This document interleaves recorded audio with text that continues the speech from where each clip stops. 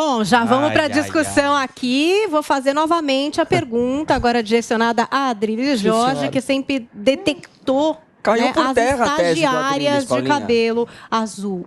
Onde estão, Adriles? Estão em férias? Está escondida com medo, com receio, porque é responsabilidade, entre aspas, da estagiária de cabelo azul, que não tem um critério objetivo de verificação de contas, de apuração de denúncias, de cancelamento e banimento de perfis por uma ou outra questão, que causou exatamente esse tipo de, primeiro, perseguição. A gente vê perseguições, inclusive dentro aqui da Jovem Pan, o Guilherme Fiuza foi perseguido, está sendo perseguido pelo Sleeping Giants, que diz que faz informações maldosas e inverídicas sobre a vacina. A única coisa que o Guilherme Fiuza falou foi: as vacinas estão ainda na 4ª fase, ou seja, numa fase experimental, e quem garante a possibilidade sanitária de efeitos adversos a longo prazo, sendo que a própria Pfizer não garante exatamente que tipo de efeitos podem ser conclusivos nesse sentido, porque esse estudo não chegou até esse longo prazo. Por isso, o Sleeping Giants, outras pessoas denunciam outras contas. Agora, isso que o MPF faz, também tem que ter outras perguntas. Quem vai fazer a denúncia? A quantidade de denúncia vai gerar um tipo de banimento do Twitter? O Twitter vai se responsabilizar por esse tipo de banimento? A melhor solução que eu tinha visto até hoje foi a dada exclusivamente pelo presidente Bolsonaro. Se há algum tipo de difamação, de calúnia, de mentira, de ofensa mais grave, isso tem que ser colocado na justiça comum. Para depois, eventualmente, banir aquela pessoa da rede social, para depois aquela pessoa ser punida por algum abuso dentro da rede social. Não exatamente o contrário. Chega a estagiária de cabelo azul e bane a pessoa, cancela o perfil, coloca um alerta no perfil, sendo que a gente sabe que são conservadores, na maioria das vezes que estão perseguidos. A gente tem o caso, inclusive, da Bárbara, do site, do blog Te Atualizei, que foi verificada recentemente, e aí, por causa desse tipo de política, de exclusão de progressistas, de pessoas de esquerda, aliás, o contrário, de punição, de exclusão de pessoas conservadoras mais à direita, perpetradas pelo Twitter, exatamente pessoas se sentem no direito de contestar a verificação de uma conta, de uma blogueira, de uma jornalista que é considerada de direita. Ou seja, esse tipo de perseguição ideológica perpetrada pela estagiária, entre aspas, de cabelo azul do Twitter, que tem um viés mais progressista, mais à esquerda, e exatamente persegue ideologicamente algum tipo de informação que se podem considerar inverídica ou contestável, faz com que haja esse tipo de confusão. Esse tipo de confusão só vai ser minorada quando houver uma transparência dos critérios, das regras do Twitter e também de outras redes sociais, que, ao que tudo indicam, perseguem vozes mais à direita, mais conservadores e são mais lenientes e complacentes a vozes mais progressistas. Agora, é engraçado, né, Paulinha, porque há uma mudança aí de comportamento, de postura do Twitter em relação a cada país, porque nos Estados Unidos, por exemplo, há essa reclamação do que o Adriles está falando, de que conservadores são punidos mais frequentemente por esses posts relacionados à pandemia e outros assuntos também. O próprio presidente, o ex-presidente americano Donald Trump, foi banido não por causa da Twitter, pandemia, né? Por, teoricamente, incentivar a violência, a invasão ao Capitólio. Que a gente vai até falar sobre esse assunto daqui a pouco no Morning também. Mas agora, no Brasil, a esquerda tem questionado essa falta de punição do Twitter para esses posts, né? A esquerda alega que o Twitter deveria ter uma punição um pouco mais severa, até o banimento também aí de algumas contas da plataforma, né? Então, inclusive, uma das diretoras do Twitter, né, acabou sendo investigada aí pela esquerda. A esquerda descobriu até que ela que ela curtiu um post do Carlos Bolsonaro. Então já começaram a fazer toda uma teoria da conspiração. É o contrário. Então ela não tem o cabelo azul, ela teria o quê? Mas eu acho que isso ocorre, assim. Pelo que o Adriles falou também, a falta de critério da própria plataforma. Eu acho que a falta claro, de transparência. Agora, também. eu queria é mais uma coisa. Calma, eu acho que não é só a falta de transparência. É o critério de perseguição a vozes conservadoras que estimulam outras pessoas dentro do Twitter e redes sociais de perseguirem pessoas, como a própria Bárbara e o próprio Guilherme Fiuza. Ia trazer um pouco disso, Adriles. Existe um conluio em cima da voz conservadora. Só um minuto, por que eles não fazem esse banimento? Mas é incentivado pelo Twitter. Calma, porque agora está sendo muito claro essa perseguição. Por quê? Porque tem uma questão. A questão é o que a rede social sinaliza, ou marca, ou define assumir como política deles, né? Isso é o que eles podem fazer, né? Que é sinalizar os posts. Eles costumam fazer esse tipo de coisa, né? Então, isso é uma política deles, que eu acho que aí o Adriles tem razão. Eles têm que ser muito claros e isso tem que valer para todas as pessoas e não para esse ou para aquilo. Mas aí tem uma outra questão que acontece em qualquer rede social também, que é a questão da denúncia. Né? Denúncias em massa, movimentos articulados para denunciar esse, para atacar aquele, para pedir a hashtag disso. Então, queria que a Zoe também trouxesse um pouco do que ela entende dessa discussão. A pergunta que eu faço, o que é fake news? Ninguém sabe me responder. O que é fake news? O que é para você fake news, para mim pode ser que não seja. Infelizmente, na sociedade que a gente está vivendo e num tempo sombrio que a gente está vivendo agora, de pós-pandemia, com essa questão da vacina, você não pode mais questionar. O Fiuza, ele questiona.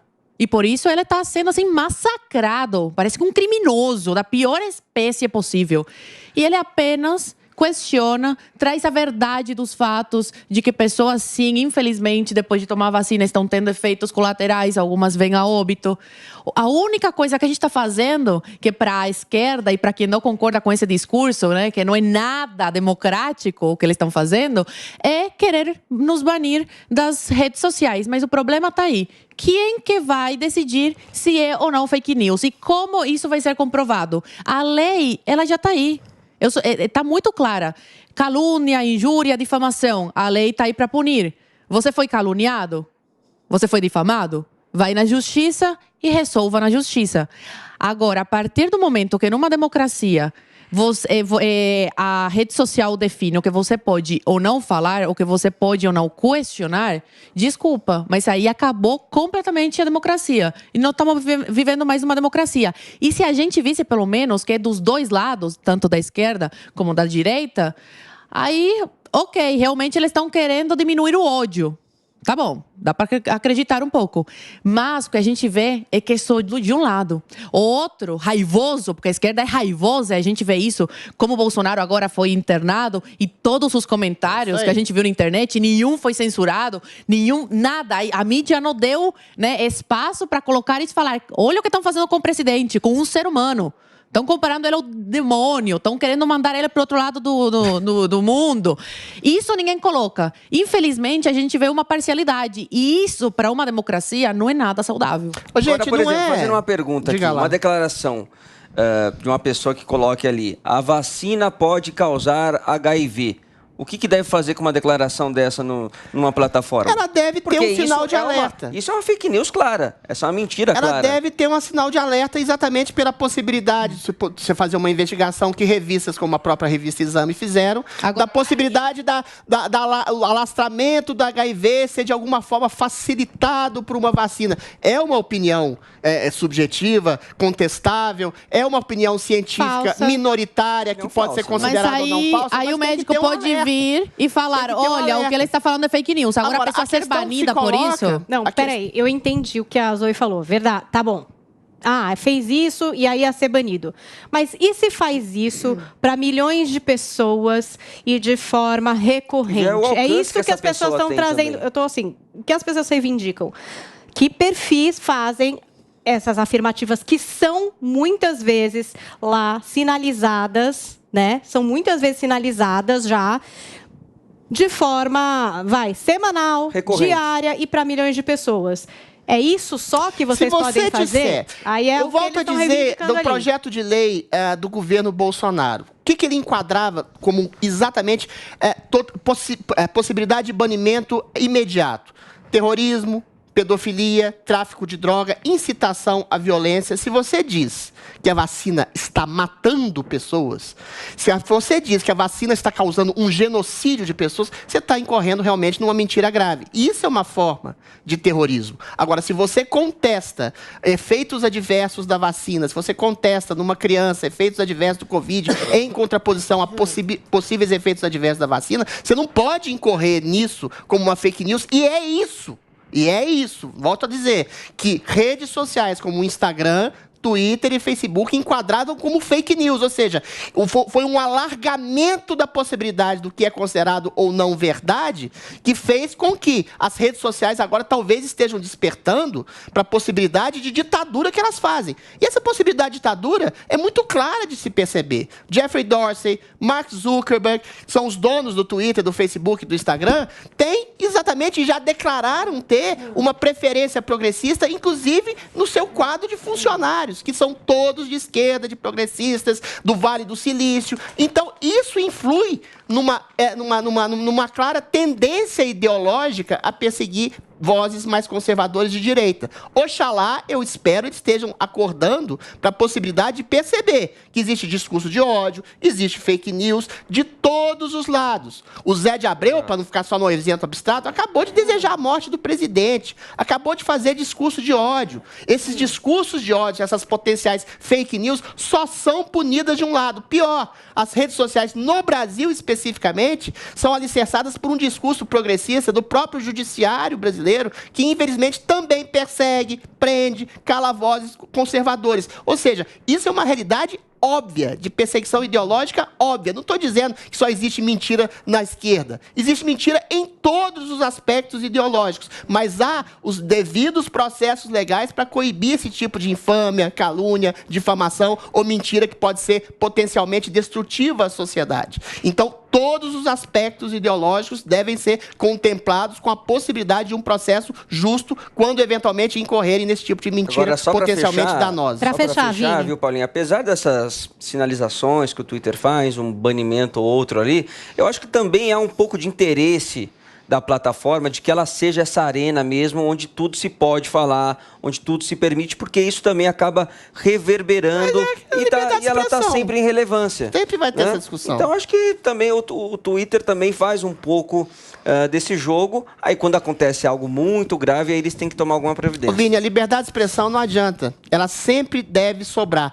Antes você deixar algum tipo de margem de segurança para um discurso mais agressivo, mais irresponsável, que pode ser até potencialmente de alguma forma danoso, do que você cercear as possibilidades totais de liberdade de expressão. Infelizmente, era isso que as redes sociais estavam fazendo nesse sentido. Tomara que a gente tenha um equilíbrio agora, daqui por diante. Existe um manual que você assina também antes de entrar na plataforma. Mas aí são regras subjetivas, né? Você não pode me atualizar. Tem que não poder mentir.